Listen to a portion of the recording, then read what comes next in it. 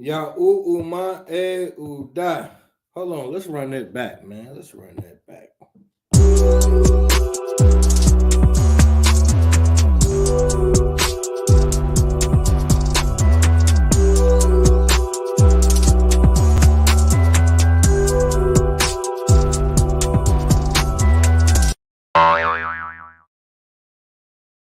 All right, there we go. Better. That's much better. Ya da ma. Neamu te da. Peace to the kings and the queens. And what's up, family? Well, like we always do about this time, we back at it up there and it's stuck. So it's all kind of things, man. Let me get comfortable. Let me get a little comfortable today. Hold on. Let me get a little comfortable today. Get my green screen popping properly. I'm gonna take these, and I thought about it. I'm gonna take all of these green screen ones, and I'm taking them off YouTube and putting them on Patreon, and I'm gonna do some fly. I'm gonna do something fly in the background for y'all. So now y'all can have these available on Patreon if you want to go back and check it out. So it's about to get exclusive to the point where if you don't catch me live, you don't see the show, my friend. We're gonna start taking them joints and getting them up out of here, man. I gotta get the Patreon popping. So it's getting messy out here in these ditty streets. But we're going to deal with a little bit of everything tonight. We're going to deal with a little bit of everything.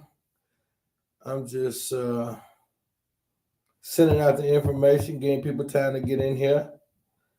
Ya'u Uma. Peace to the queen. All right. All right.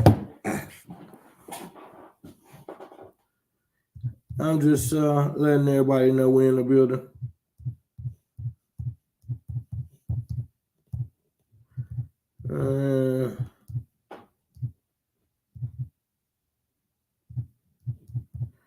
Give me 1 second, y'all.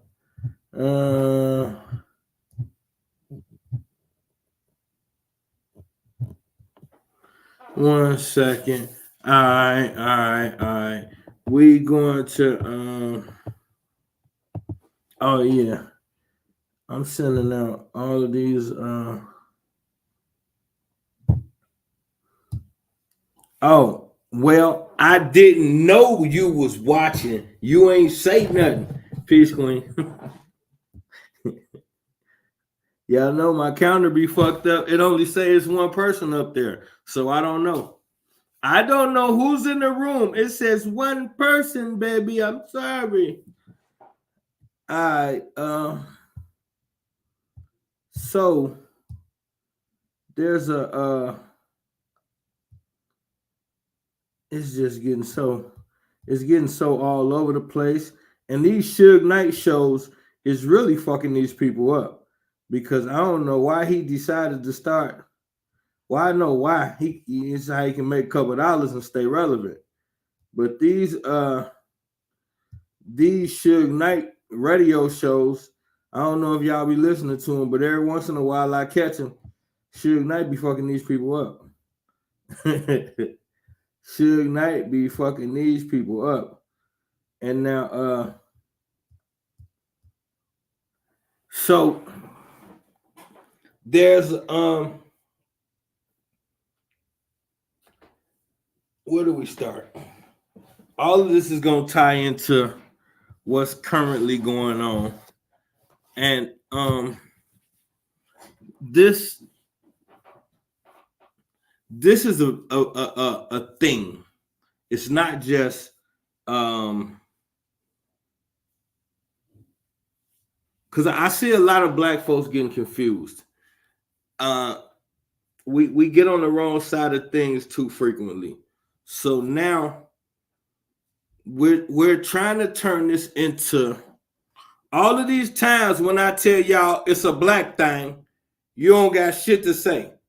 Now when it's convenient, now you want to pull that black shit when it's Puffy turn. No, we're not gonna do that. Y'all got away with enough with R. Kelly. Now you want to do the Puffy thing. And I just don't think y'all get it. Same thing with religion. If we could understand just just understand the way the world works, understand the world that we live in, and then shit'll start to make more sense. Like for instance, y'all still don't believe. Y'all talk about it amongst each other, and you make little statements. But then when shit get real and somebody like me say it, then you get to giggling and say, "Nah, they just be the whole sacrifice thing."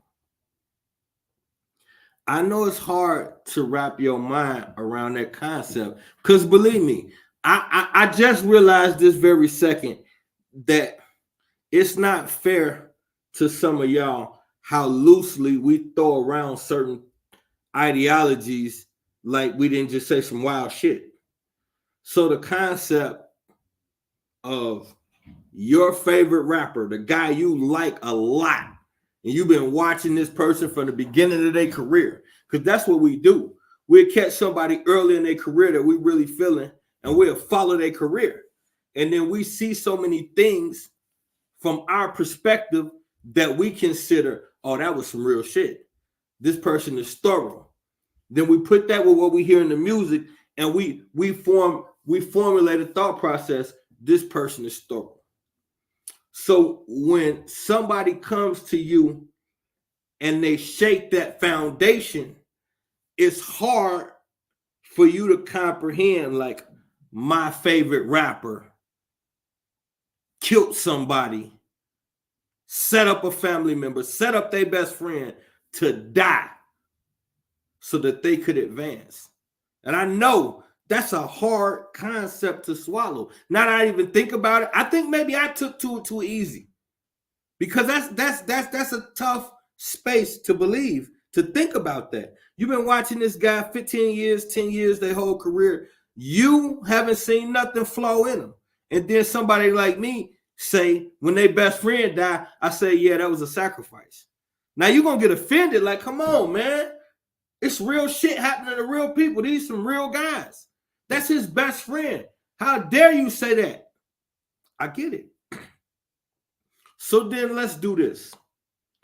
Is it fair to say maybe our interpretation of what flaw and what real is, maybe that's wrong? Maybe we've convinced ourselves that fake shit is real and real shit is fake. Is that a possibility, that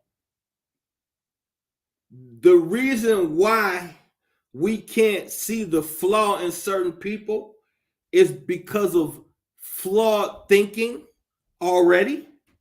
Because if the thought process is flawed already, then it's going to be hard to see that in something that you like. Am I making sense? So, like for instance, I'm going to use myself in this example.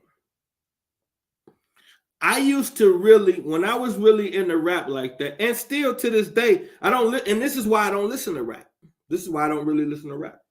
Because my favorite style of rap is what I used to call murder music. Now, I don't want to seem like I'm justifying or defending, but in my opinion, not quite the same as what today's drill music is. Now, I know without gangster music and gangster rap, you can't have drill music. Here's what I think the difference is. My vibe was, and now that I say it, it even sounds bad still. So I'm just going to come out with it. This is what I told myself. as a businessman, I was a hustler. I'm a street dude. In the pursuit of money or my street advancement, I've never been a fan of the double cross. The flip side to that is, since I'm not a fan of the double cross, it makes me more violent in retaliation, because I know I haven't done anything to cross this person. So once I feel crossed, I go above and beyond. So the music that said, I'm a businessman, I'm a gangster, stay out my way, and we'll be all right. In my opinion, the drill music is more about set tripping, gang banging, and just if I wake up on the wrong side of the bed today. So in my opinion, that's the difference. I feel the kill is a lot more senseless and comes a lot quicker. And this generation, they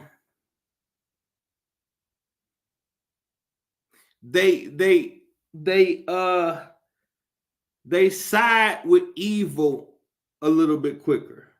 We used to all have that verse or that bar where we say something about being hotter than the devil or more eviler than Satan. In all fairness, I don't know if in that space and time in the world, most of us really had a conceptuality of what that really meant. It was just some cool shit to say. Now, in a society that's so more demonic and more uplifting of satanic forces, I think it takes on a different undertone. But this could all just be me trying to make my side of things look right. So I don't know. This is all opinion. But now, so the thing is this right here. This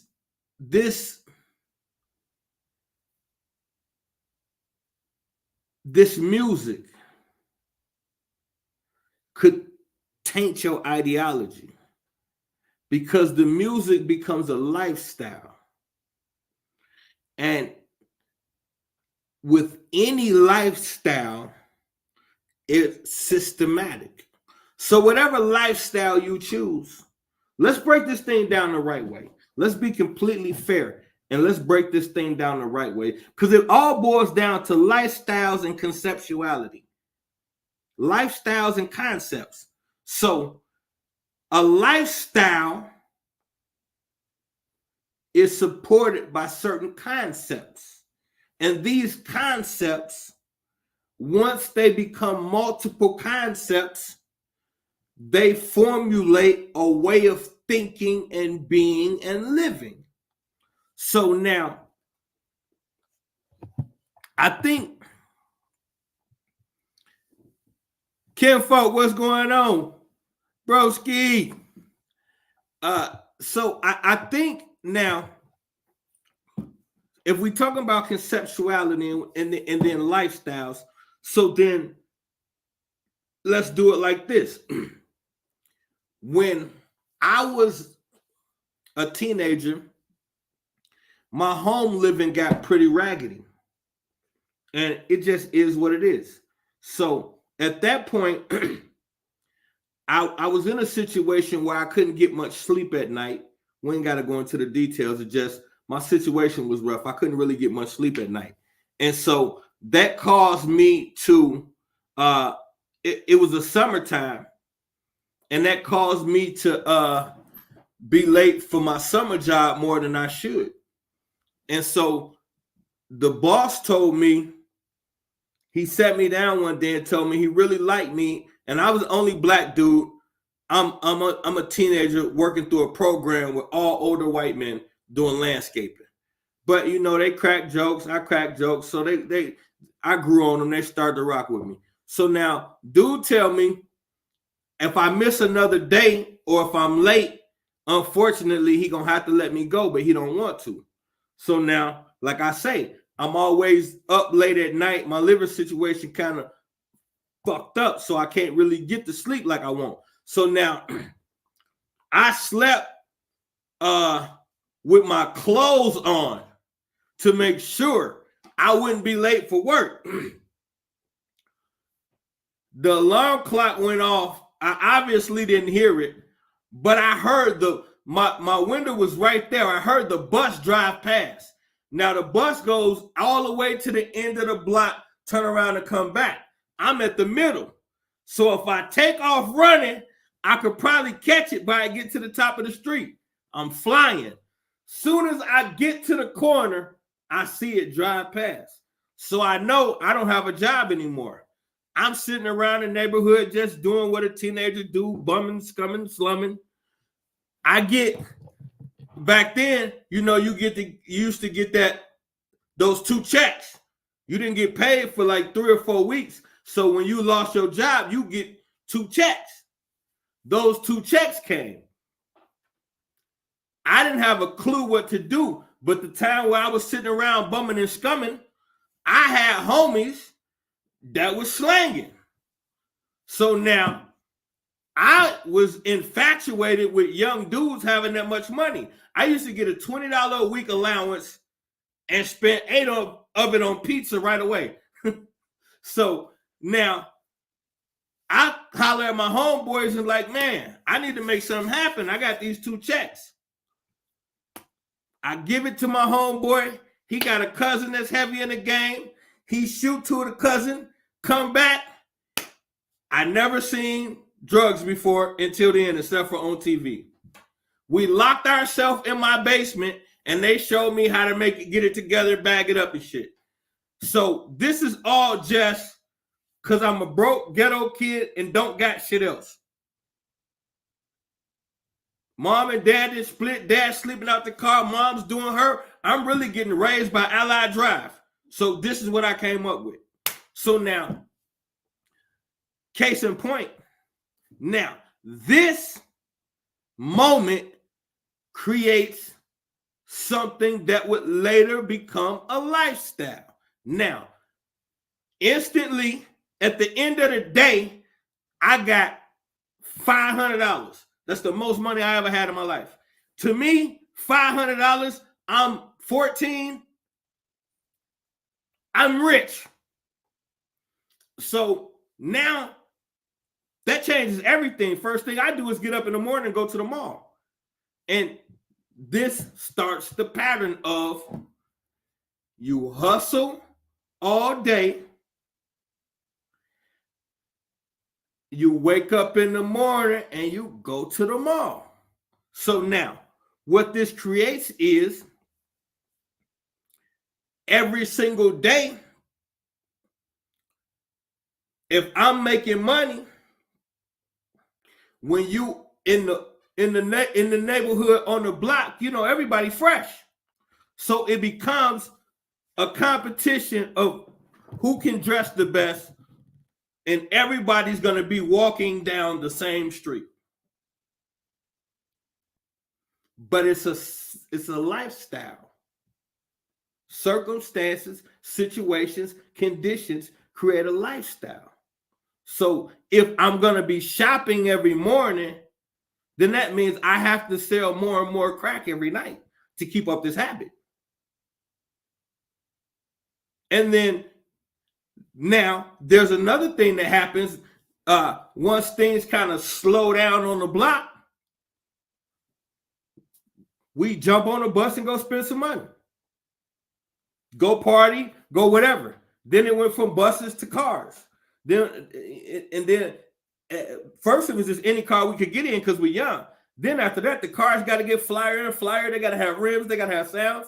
Our first car, I don't know if Broski's still in the room, but my cousin came up here for one of the holidays and his Chevy stopped and he left it. He was a D-boy.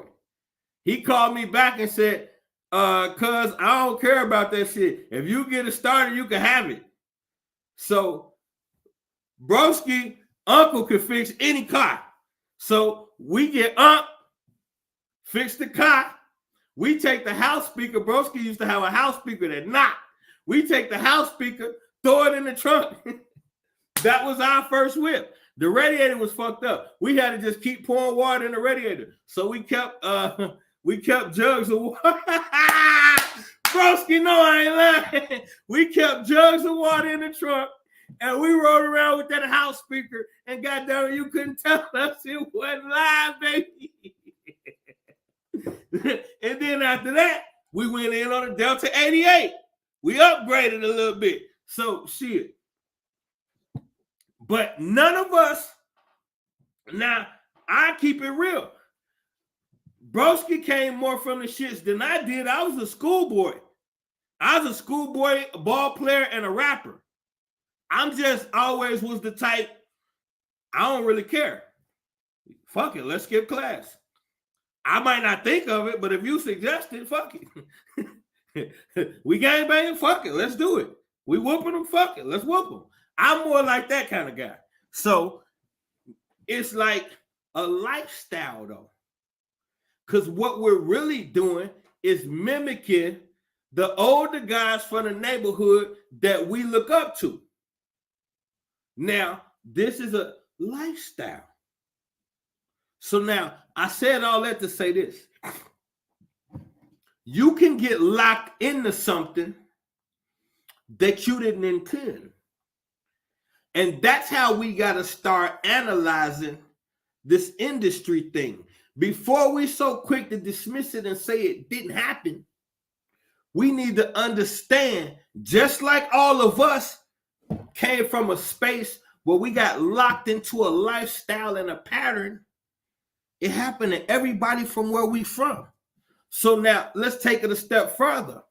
The reason why we was doing what we was doing, our dream was the rap game. Ever since we was youngins, we trying to make it as rappers.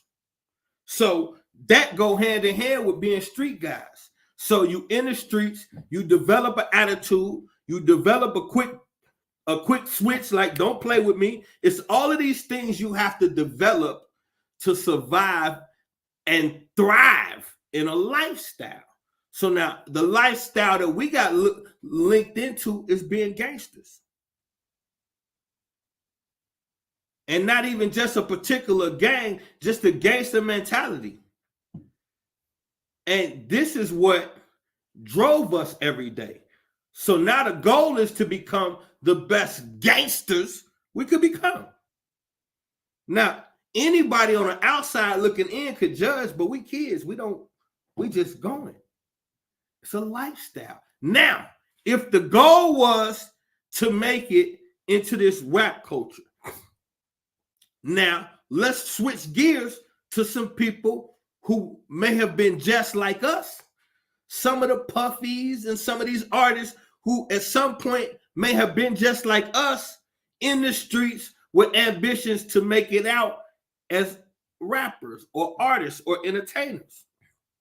Now, you don't know what's going to be in that space when you get there.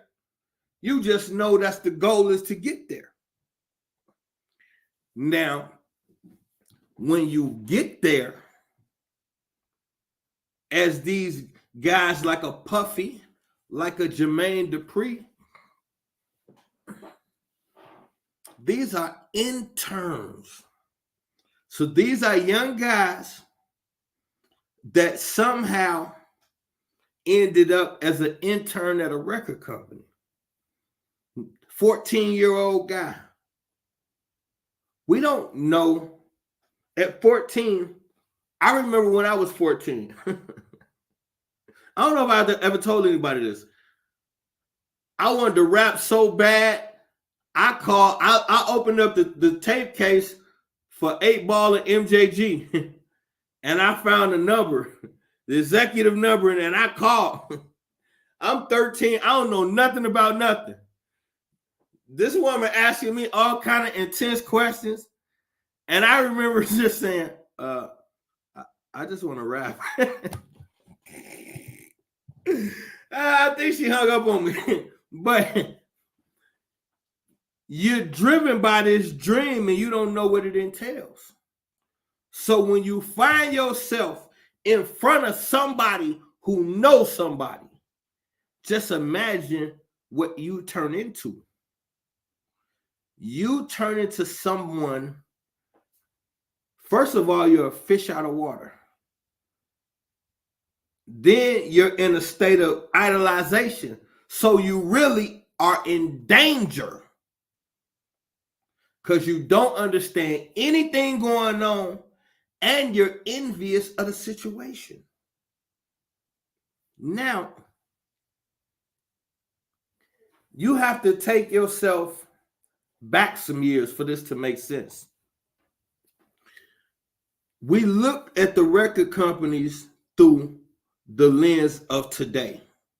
So let's go back to some Cadillac Records type shit, where you see it's ran by black folks seemingly, but it's one white boy at the top calling the shots. And even though he tries to be as fair as he can, if he get too mad, he show you his racist ass tendencies. And how did he get in power? He got some money from his parents. So you got these, you got to go to it's about to get good. Go to Godfather Harlem. See, I don't think we process certain shit. We'll watch Godfather Harlem, we'll say it's good, and we might even argue that shit was real as hell. Okay, well, if it was real as hell, you should have learned something from it. So let's go to Godfather Harlem and look at how the mafia was dead set on moving in on the music business. Music and entertainment.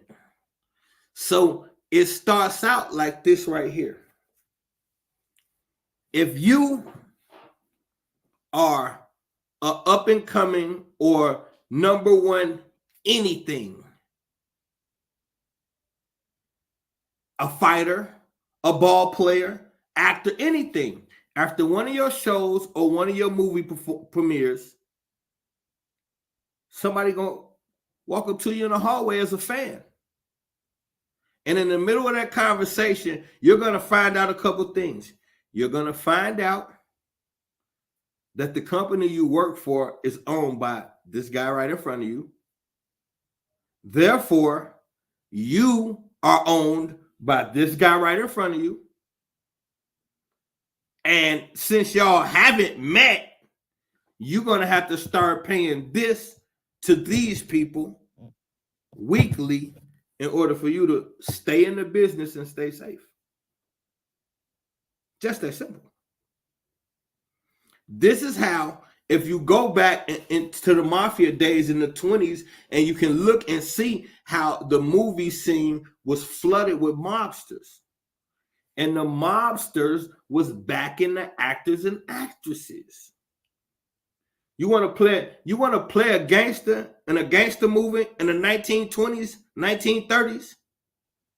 Okay, well, where you get your behavior from? You're an actor. Where you get your swag from? You got it from one of them real gangsters. And he gonna meet your ass after the movie to say, "Oh, so you hold your cigar and you talk like that, huh?" You're gonna get extorted.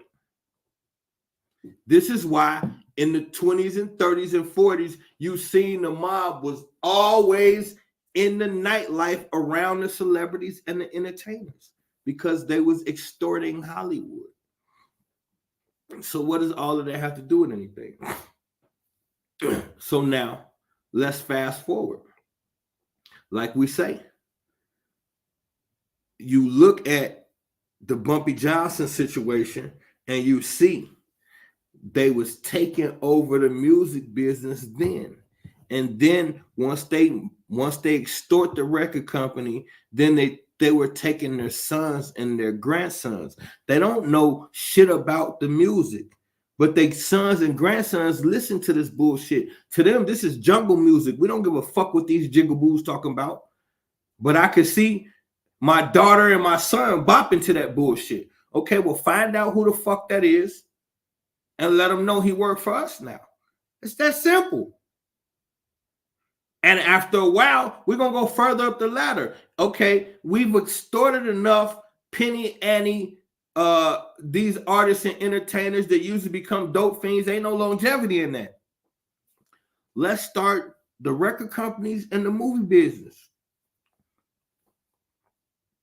So my point is, these companies that you're looking at, your favorite rappers, artists, and entertainers, these companies are owned by the grandkids of mobsters. This is an extortion thing. This is a racket. It's not about you at all. So now, what are you going to do for me to get famous? Not what is your talent. I can find talent anywhere. It's rigged. We put you to the top of the Billboard charts. You don't earn it. We put you there. If we play the songs enough time and say it's a hit, as long as the beat hot, y'all gonna agree. Just that simple. So now, when you look at it from that perspective, then you understand people are coming into an already rigged situation. It's been rigged since the beginning. Now, here's what changes. Everybody, all of these entertainers got Christian crosses on, and everybody's a Christian and everybody's into God and Jesus, and y'all don't understand what that entails, because I keep telling y'all, it is through the religion that all of this shit gets green lighted. Because watch this. Most of these interns come in at around 14, 15 years old. Jesus' special little friend was between 12 and 14. The one that Jesus loved, the beloved. We done been down this road already. They sneak the subliminals in because of the people who control you. Now, we all keep saying we know the industry is controlled. So when you see all of this puffy shit, you see R. Kelly, you see Russell Simmons, how come you don't see a system of sickness? We already agreed none of these guys are really the power. So if these guys are not the real power, who the fuck is? Because look what's happening to black men in power. These guys ain't coming into the game like that. They're turning into it. So we have to ask ourselves, what is it about being extremely rich and successful that turns you into that? It can't be just spending the money. I done spent shitloads of money. I never was attracted to another man. Spending money don't make you like men. Sorry, it don't. Not if you're a man. What is it happening to these strong black men that come into this game, strong, black, and powerful, and then they're turning into something else? And it's all rooted around sexuality. Either they're taking sex from women, having sex with men, or taking sex from men. Why is it always this? And I used to say, and a lot of other people out here saying this, every time it's a black man, they make it something sexual. They're using sexuality to take us down. I used to say that. I used to believe that. And I just had a minor debate with somebody about that yesterday. But here's the thing. Are they guilty? Is what I want to know. Because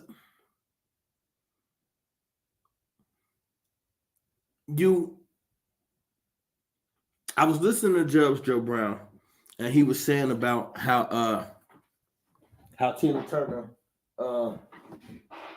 is not what we think, and she was instigating a lot of what was going on between her and Ike. And he made a good case. Then I watched some Ike Turner interviews, and I listened to Ike say she just was she was a dumb country bumpkin. And she used to just get on my nerves. And sometimes I would just bop her upside the head just because she wouldn't stop laughing. Or I'll ask her a question and she didn't answer properly and she would get on my nerves. So I go upside her head. Like, he's saying stuff like that.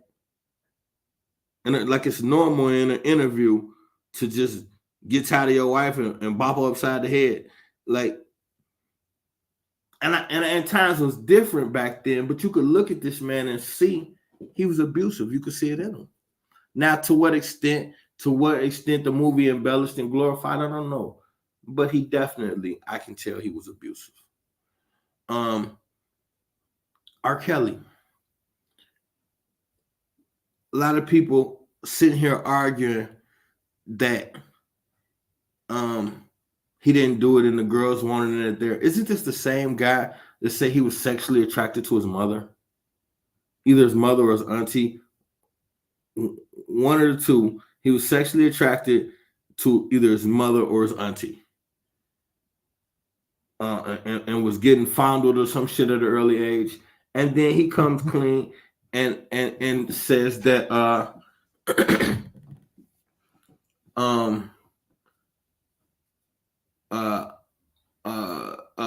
Puffy, was it Andre and Puffy? Or no, Russell and Andre. Russell and Andre. So now you follow the succession of this thing. You have sitting at the top of the pyramid, you have the white guy Clive Davis, who openly admits he's homosexual, who openly says he dated men and women. He was married to a woman, he dated men, and he preferred men. Okay, fine, like who you like, whatever. But now it is almost public knowledge that the man he was talking about that he dated, that he ended up liking, was Andre Durrell. And this is all public knowledge, not speculation. You can look it up, and it's public knowledge that Andre Durrell and Clive Davis was in a relationship. But that comes later, because it's also, and Suge bought this out, and then I looked into it. It's also damn near public knowledge that Russell Simmons and Andre Durrell was in a relationship. Now, Russell Simmons and Andre Durrell, Russell Simmons is the one that brought Andre Durrell to Def Jam. Russell Simmons starts Def Jam with Rick Rubin, and Def Jam become a powerhouse, and I believe Andre Durrell was like the president of Def Jam or something like that. He gave him a high up position in Def Jam, and he moved up the ladder quick. Now, after Andre Durrell, and then Puffy becomes an intern, and then it's public knowledge that Andre Durrell and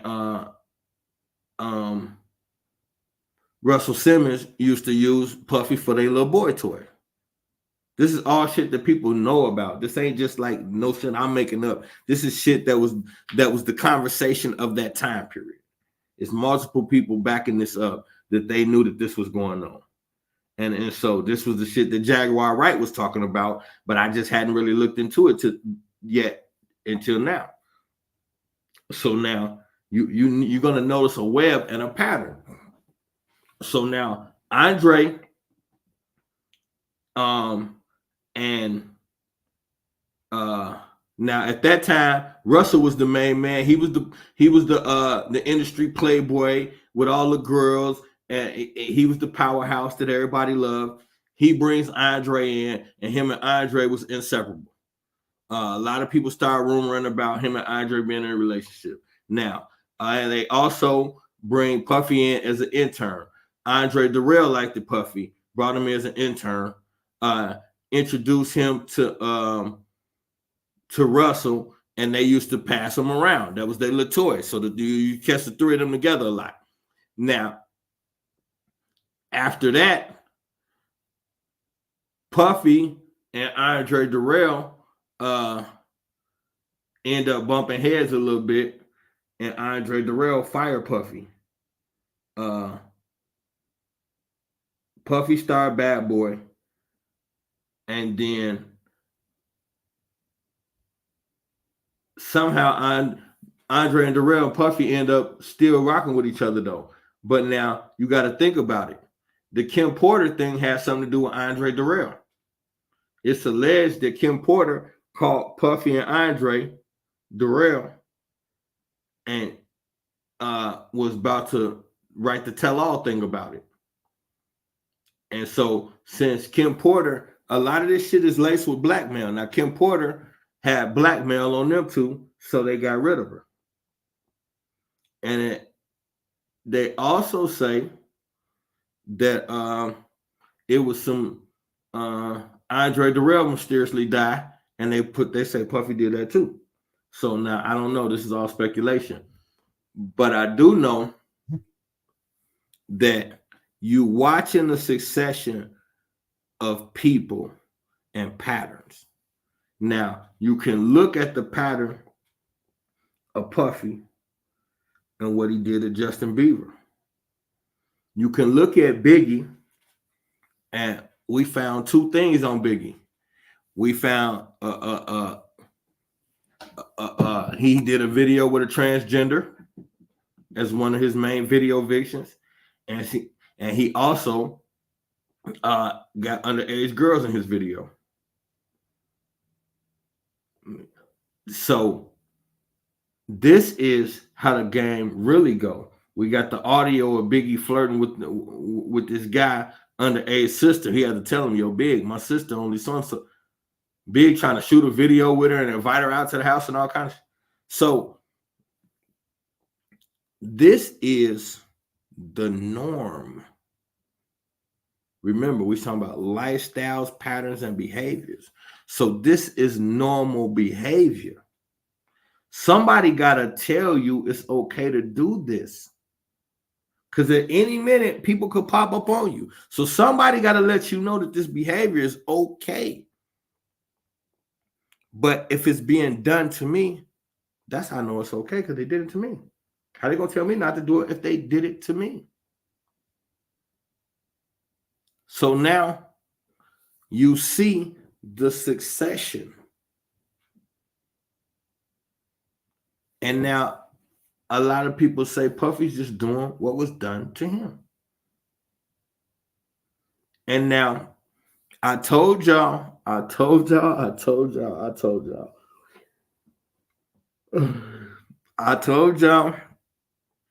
the mansion parties get recorded. What did they just find with Puffy in the Puffy case? Recently, when they raided his home, just now, when they raided Puffy home, they found where'd it go?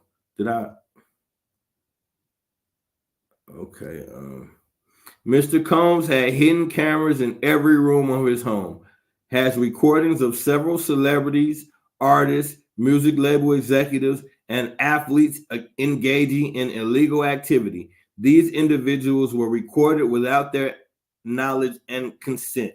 Mr. Combs possesses compromising footage of every person who has attended his freak-off parties and his house parties. Rodney Jones civil complaint documents. This is on the news. Raid of Diddy's homes linked to trafficking probe. And this one right here, they showing you the little camera. Hundreds of hidden cameras discovered in Diddy's homes, mostly in rooms to blackmail footage of celebrities and politicians. Lawsuit says. Now, that just confirms what I've been telling y'all for a year. Sometimes it sucks being right. So this is how he got so much power. So now you got to think. Now you got to put this under a different lens. Where did he get that idea from? Where did Puffy get the idea to throw a party and put cameras in every room? It probably happened to him. Will, what the fuck you think Will Smith and Jada been doing? I told y'all, this is Hugh Hefner's playbook. He showed every scumbag on the planet how to do it. It went from mansion parties to mini mansion parties. You couldn't even get to the mansion. You had to get violated at the mini mansion party first. And if you took the violation properly and we understood, then you could evolve to the actual mansion party, because then we know. Now they so thirsty to get everybody off guard or get somebody off guard. They just, and also they make it look normal too when you got normal people there, when it's not just celebrities. So now it's kind of like, if your bag right, and you know somebody you can slide in one of them parties. You just ain't gonna, unless they catch you out of pocket and know you one of them ones.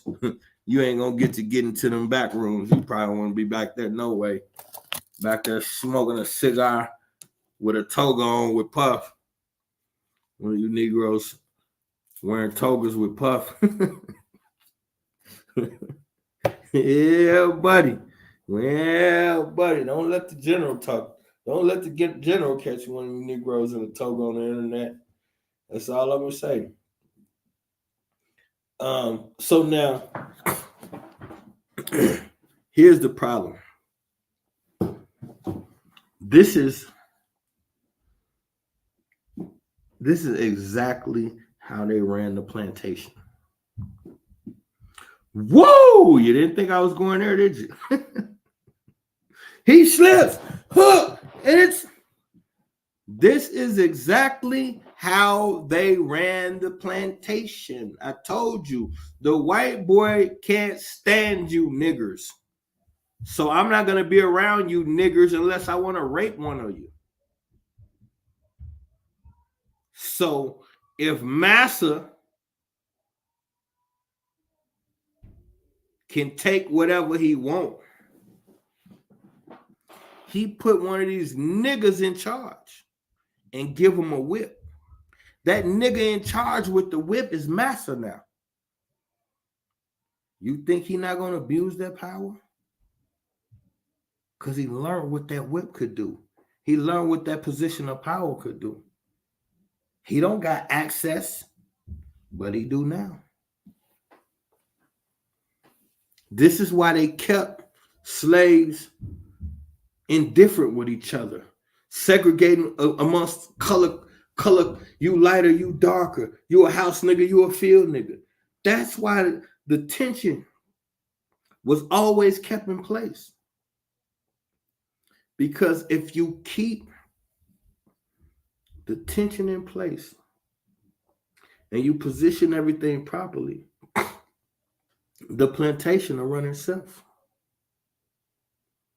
So once you Russell Simmons and you make Andre Durrell your intern, and then you y'all get to having y'all way with each other, then y'all gonna have conversations about what y'all like. Y'all like young men. So it's gonna be Andre's job to find y'all somebody to play with. Ta-da! Here comes Puffy. Here comes Jermaine Dupri. Here comes R. Kelly. And R. Kelly admitted they played with him too. This is how you could guarantee what's going to happen once you violate a person and you show them the power and they see how. So then this behavior reciprocates. So from the plantation, We watched how savage they was. And over generations, for centuries, we've been watching this same homosexual, pedophilic savagery. Think about it. The Greeks started this process when they invaded, the first to invade our motherland, full-blown invasion of that sort,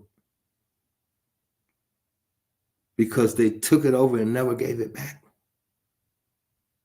We had been under rule of other people, but never dominated in this fashion. So once you get dominated, you have to think of what happens when a pedophile homosexual ruler dominates the most powerful region on the planet. For 300 years, we have to think this is a society that learned from you and idolized you. The first depictions of gods on this planet was melanated people. So these people once saw you as God, and now they completely possess and control you. And they're homosexuals and pedophiles. What does that look like for 300 years? Y'all not hearing me, brother. Sister, y'all not hearing me. What does it look like when the most powerful people on the planet get dominated by pedophile homosexuals for 300 years? Then you have to know that almost every institution, every place of learning, everything they touch, what they do to it, the same thing. Because otherwise, imagine how their behavior was looked at. So they had to do it so much that it becomes normalized. So that means the rape and pedophilia is going to be so intense and so high level because you got access to your God now, unlimited. Come on, man, is y'all not thinking? So that went on for 300 years. Then the next people to take them over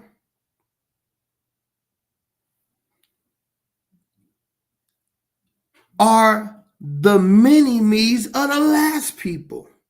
So you go from Greco rule to Roman rule.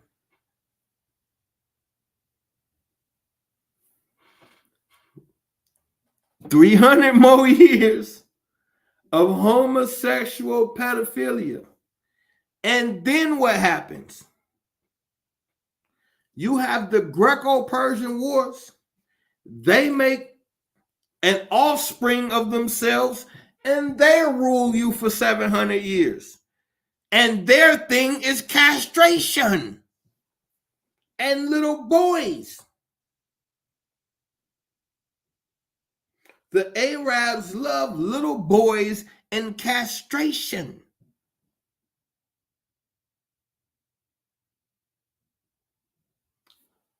Now,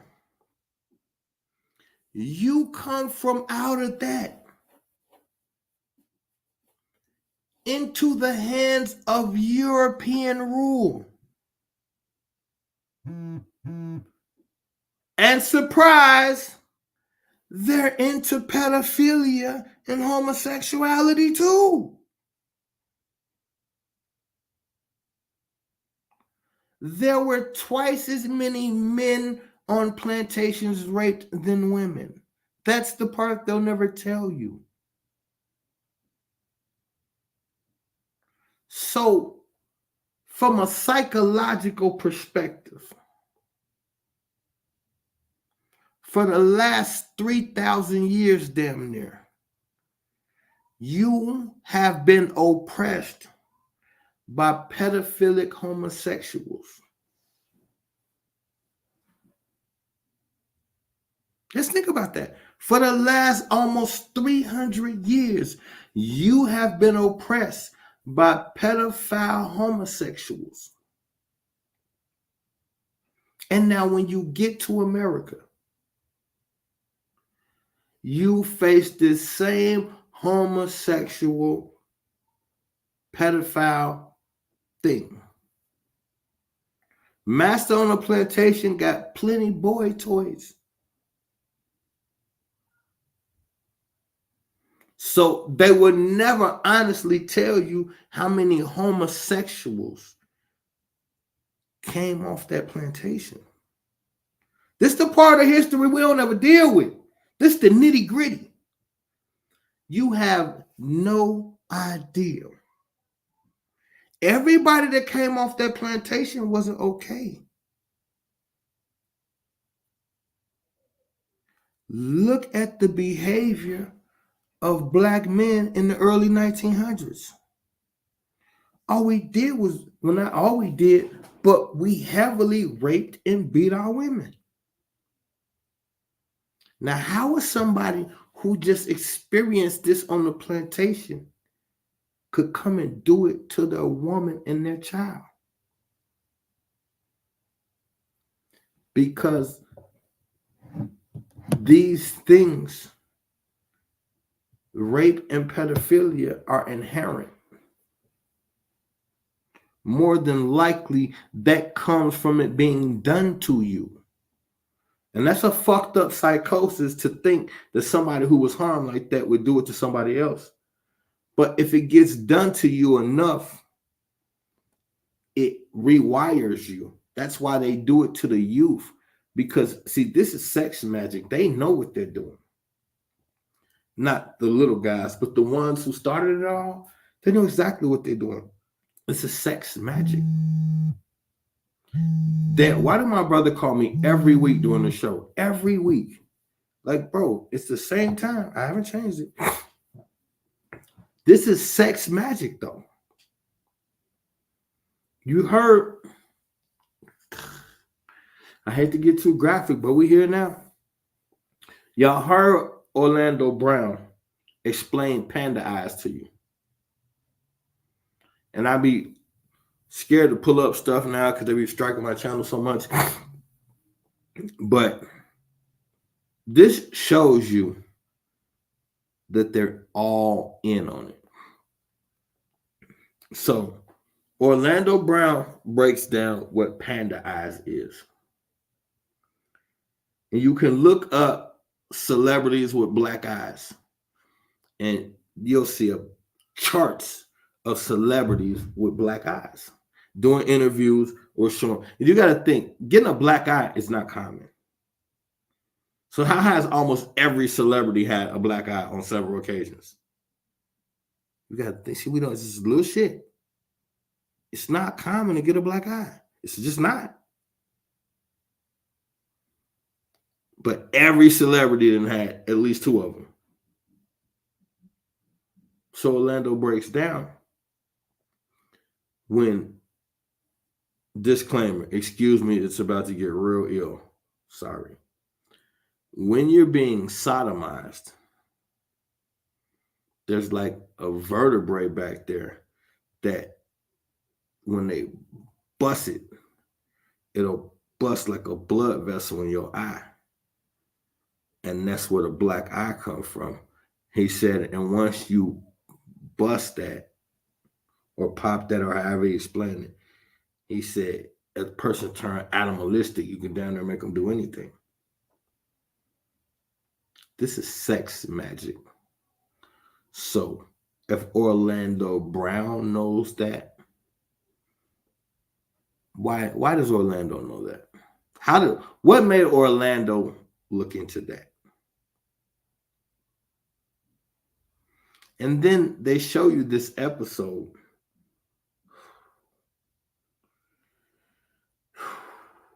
They show you this episode on the Raven, or it's the Jamie Foxx show. And it's an episode about bullying. And he's got two black eyes. This little boy about 8 years old and got 2 black eyes. So when I ask you, how does he know? At some point, he's seen it enough times and he either inquired about it or it's common knowledge in those circles. But you have to put that into perspective.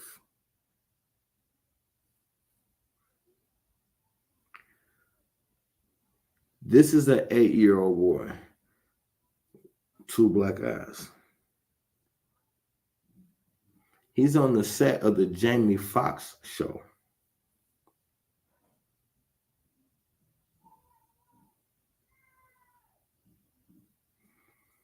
You got 2 scenarios. Jamie Foxx was either behind it or he at least knew.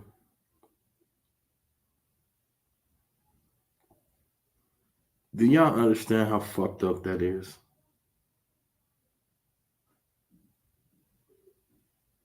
That means most of the important people on set either participated in what happened to that little boy or they at least was aware of it.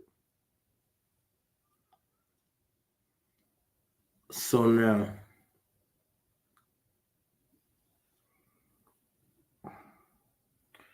this shit is fucked up, man. Now, go back to that Meek Mill P. Diddy tape. A lot of people saying they don't believe it. It might not be real. Think about what I just said and go back to the audio of P. Diddy and Meek Mill. And then he said at the beginning of the song, I hope God forgive me for what I did with Diddy. This shit is not a game, y'all. I know it's hard to fathom and put it together, but this is not a game. It's a ritual. It's what they've been doing.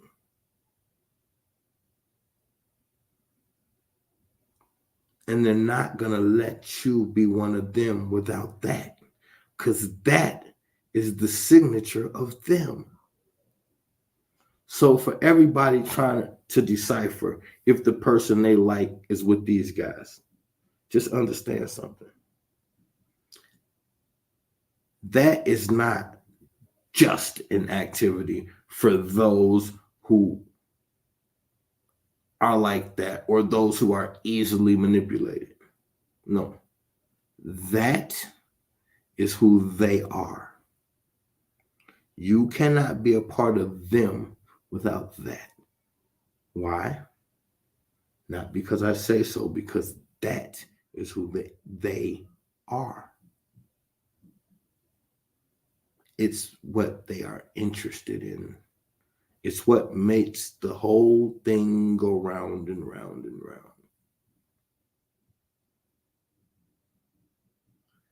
Soon as you are okay with that, your career goes like that.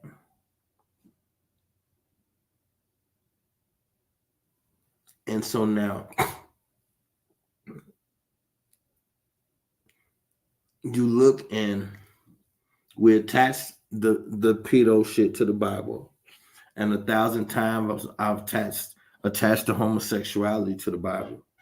And recently we've been talking about sacrifices. Read Leviticus in the Bible. Leviticus is all about sacrifices. I mean, it's all through the Bible, but particularly Leviticus, and that might even be what we do this Sunday. We might do Leviticus and see that it's all blood ritual ceremonies.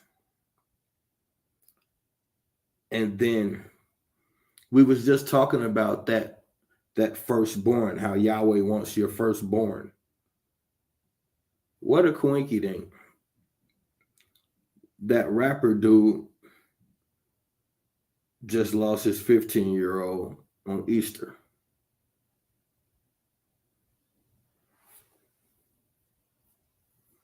So on Resurrection Day, who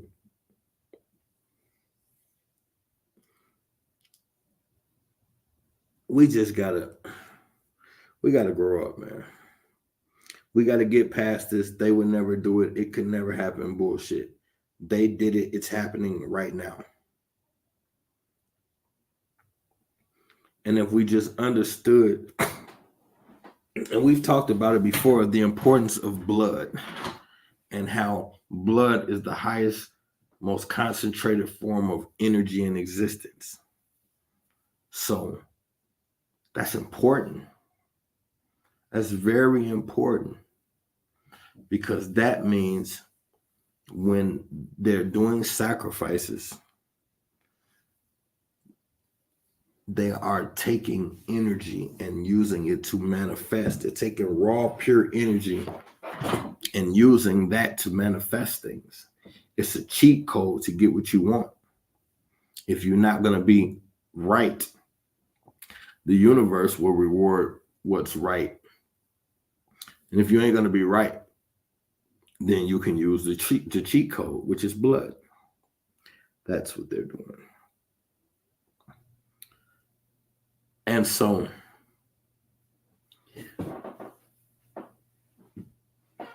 now, the only way Puffy make it out of this is one of his sons. I don't even know if getting out of this is an option, because usually when they go this hard, it's a wrap. So more than likely, it's a wrap for him. The only possibility is if somebody extremely important come up dead, and it would probably have to be one of his sons. So if he don't get body slammed, then look for one of his sons to be dead within 2 years of him getting off. But I don't think he's getting off. And so now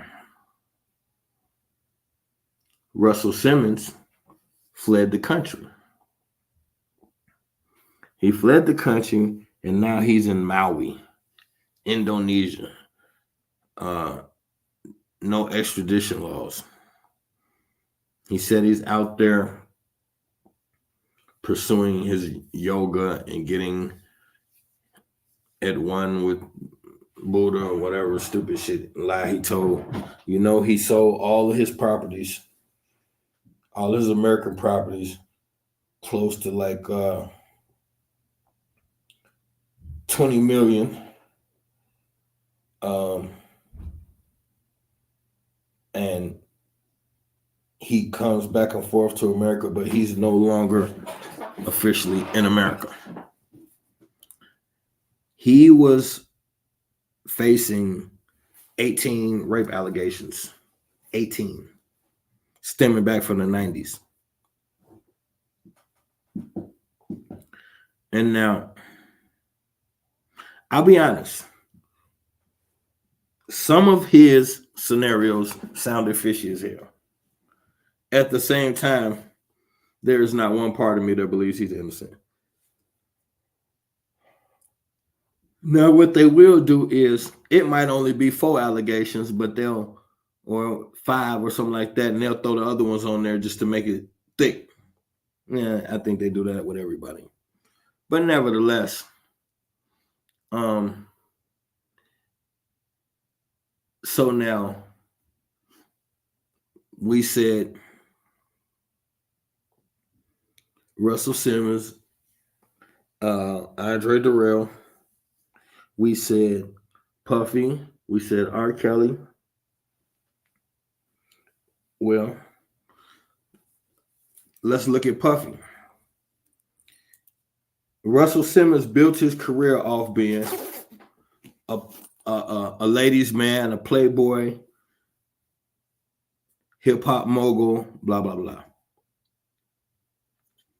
Midway in there, when the allegations start coming,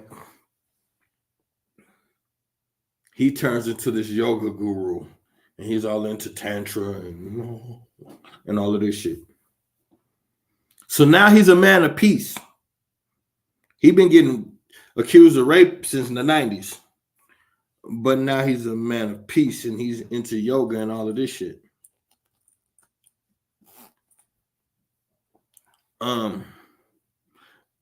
Just kind of like how Puffy changed his name to Love. It's Love now. It's Brother Love now. It's all love. Look, see, this is a con. When that shit that y'all don't know about is finna hit the fan and they know it's coming, that's when they get to changing their name and their image. Now, they might know a year before the shit hit the fan that it's about to. So he'll change his name to Love a year before anything. Then a year later, you won't even make the connections with the Love shit. He just following the blueprint of his predecessor. Look, when the rappers fall off, what they do, they become preachers. But they rarely ever leave rap. Like the whole time, I didn't know Reverend Run was actually a reverend. He was the foulest one out the group.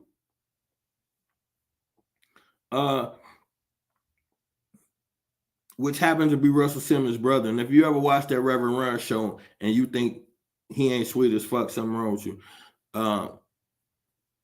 But now you get Mace.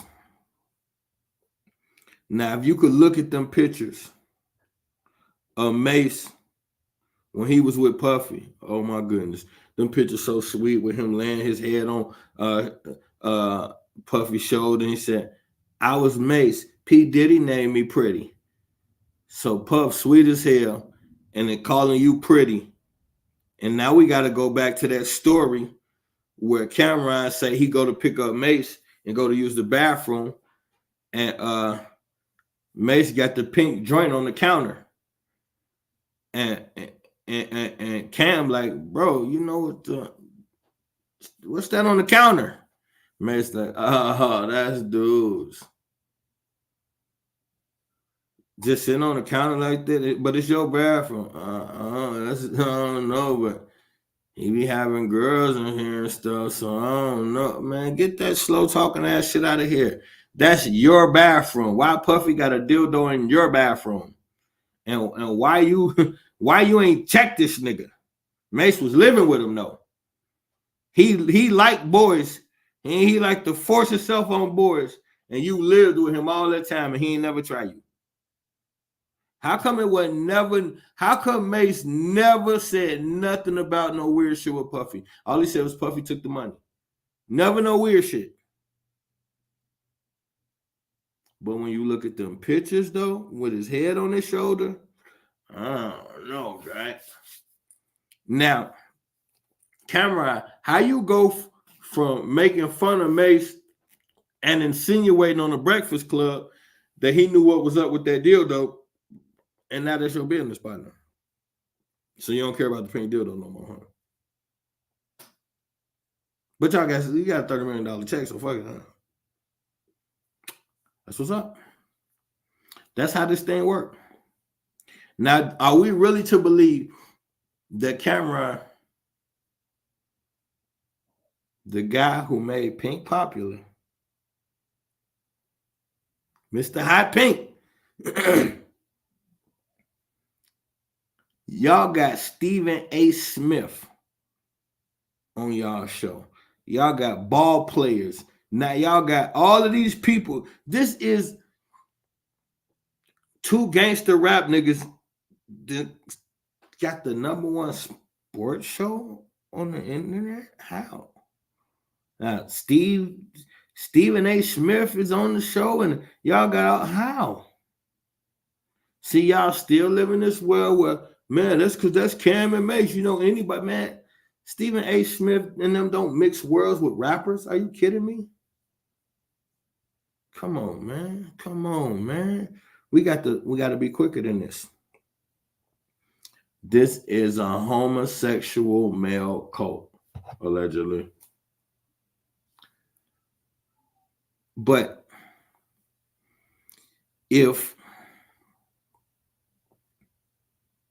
and then Cameron go Mace go and become a preacher. He went from bad boy and became Pastor Mace. And I showed y'all that picture where he took the Bible and covered up his right eye. See, y'all got to pay attention. It won't pay you. That's the same. It's a different branch of the same tree. They gonna slide you. You slide into a church. That's good money. You could still live the same lifestyle then that you was living as a rapper. And then how you go from being a pastor back to being a gangster rapper to having a sports show. Now you say all kind of foul shit. You don't care about God no more. And Cameron said, you know you hard when you go in the lower pockets. So Cameron, you called him on it. You called him on the fact that he's scamming God. So you let a nigga who scammed God become your business partner. And see, y'all will fall for it because I heard it already. They just more mature now and they seen it ain't worth it. Man, get the fuck out of here. We could be as mature as you want to be. Certain shit we're not gonna get past certain shit you said, bro. You're on Breakfast Club insinuating something with a dildo. We got to talk about that, brother, publicly.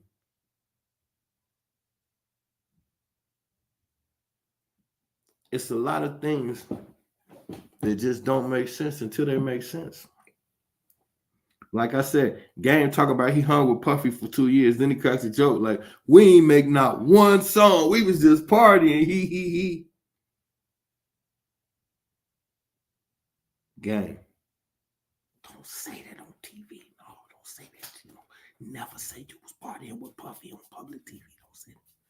Anyway, if hindsight was 20/20, Game, never say you partied with Puffy. Because according to Cat Williams, Puffy be wanting to party and you got to tell him no. Diddy be wanting to party and you got to tell him no. Well, the only reason why Cat Williams has the liberty to say that, because Cat Williams throw his own parties and record you. Duh. Why would he go to a Diddy party? All these dudes are the same, man. Cat Williams ain't at the top of this motherfucking spectrum and he ain't part of this. You're out your fucking mind.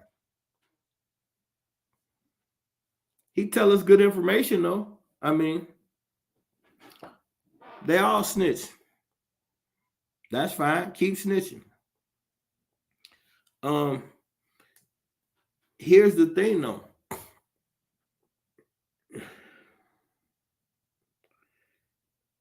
I just wonder. That's horrible. Never mind.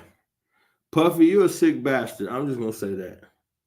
When you think about, if you just really think about it, if you could just take account of how many famous rappers that Puffy has boinked, oh my goodness. Now just think about it over the years. Think about every little interview where he was a little too touchy-feely. Think about the interview with him and Birdman talking about going to each other's house, and we know how fruity Birdman is. Ooh. Birdman like to kiss on the mouth. Take that. Him and Puffy probably was in there making out and shit. Oh, God. These Negroes is nasty, bro. I seen that Puffy when they had the COVID and it was closed down. And finally Puffy them threw a party right before COVID opened back up. And he had dude from Snowfall on there. He had two people from Snowfall on there, and everybody else was out there partying. Puffy and them in there watching the game, eating chicken wings. And Puffy talking about this. Look at that black sexy motherfucker over there. He talking about Franklin from Snowfall. Franklin, black as midnight, get the blushing. Wait a minute. No, stop. Flag on the plate, however you do. Fuck, somebody give me a fucking flag. No. No, you do not call me a sexy motherfucker and you can't fight and you a man. No.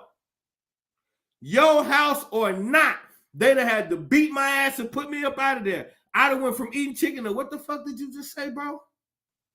No, for real though, Puff. Hey, Puff. Real shit though. Hey, no. Hey, goofy ass nigga, put the camera on me. Hey, look. Don't you ever in your motherfucking life call me sexy again. I don't care who else this is, Puff. Quit playing with me, G, before I strangle your ass. But he didn't have a chance to say that. You know why? Because before, actually, he blushed for like a really long time, and you watch a black nigga turn red. But after that happened, then Puff was like, and look at this big, look at this big motherfucker over here. His name Manchild. He's what he say? That shit looks so good. I had to have this nigga patted down before he came in here. Wait, no, what the fuck? Puff. Man, I feel like Puff said that shit to me. My motherfucking temperature rising. Puff, we'll beat your ass in your motherfucking house, G. You playing games, G. I'm not finna be sitting on no man couch and he called me sexy. In front of the cameras. And Franklin blushed. I damn near didn't watch no more Snowfall after that. God damn, Franklin. And then Franklin tell you he couldn't get the last scene out, so he went in the corner and started talking to the devil. Oh, shit.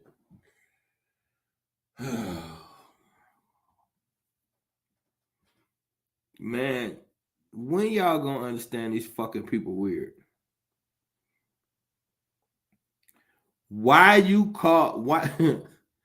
he said this shit was so serious, I had to have this nigga patted down before he came in here. What does that mean, Puffy?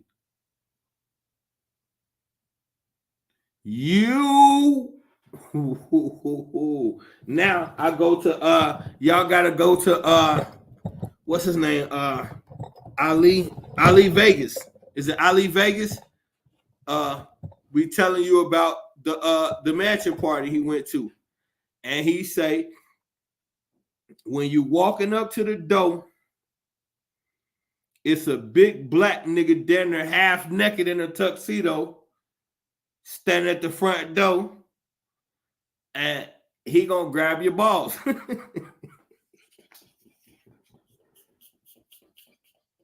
Oh my God. Puffy doing ball check at the door. Puffy doing a scrotum check at the door. Gee, I can't go to this motherfucking party, man. And then look, Ali said, motherfucker turned around and they finna leave. He said he seen some ball players that he know going up there. He said, now, I can't say for sure they did the ball check, but I know they didn't leave back out with us. So if them niggas got in, they got their balls felt up. I'm sorry. You're not grabbing my balls before I walk in your party. Not this big, strong nigga in a tuxedo. No. And what do the woman with you say? Like, she just going to be like, let them feel your balls. Like, what if she invites you to the party? What if your girl famous and you not, and she invites you to the party, y'all holding hands, and she walking in, and then you get right there, and he's like, let me check your purse, man. And like, she checked the purse, shit like that. And then he just stop and look at you. And then she like, oh yeah, he finna grab your balls, baby. Let him check your balls. Man, no. Party over. There will be no ball grabbing. This big nigga touch me, I'm gonna shoot him. No. See, this is why I was never gonna be rich and famous. I just thought I was. Because the first time they ball checked me, the party over with. I'm shooting this bitch up. I mean, I ain't gonna lie to you. Because he probably some big, probably some big, strong nigga. Oh, the Pope, this nigga is amazing. This is how I know we're fucked up in the head. You give your baby to the Pope and let the Pope kiss your baby penis? He drowned the baby, pick him up, and kiss his penis. Wait, no. Stop the ceremony. Bitch, if you hit one more drum, turn that motherfucking organ off. Hey, look, check it out. Rabone,